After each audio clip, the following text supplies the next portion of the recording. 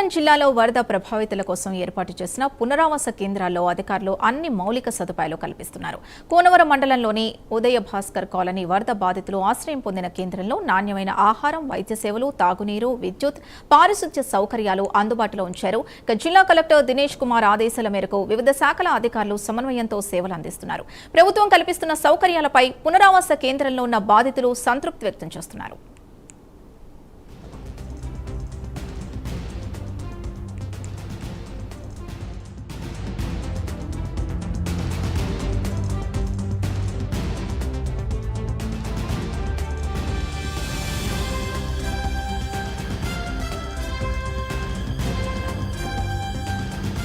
ఇప్పుడు ఇక్కడ వచ్చేసి ఇదంతా శుభ్రం చేయించారు, నీట్ గా ఉంది.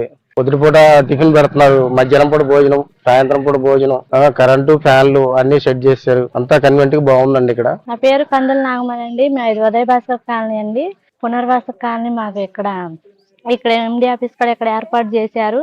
మేము వచ్చిన కాంచి మాకు కరెంటు సదుపాయం చేశారు, ఫ్యాన్లు సదుపాయం చేశారు, మాకు దోంతెరలు ఇచ్చారు.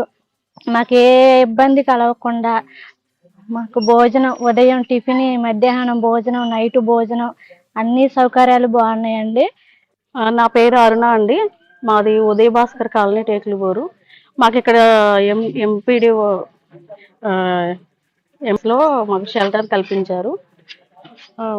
మేము వచ్చి ఇక్కడ గోదావరి వరద ఉధృతి ఎక్కువ అవ్వడంతో 3 రోజుల నుంచి మేము ఇక్కడ షెల్టర్లో ఉంటున్నాము.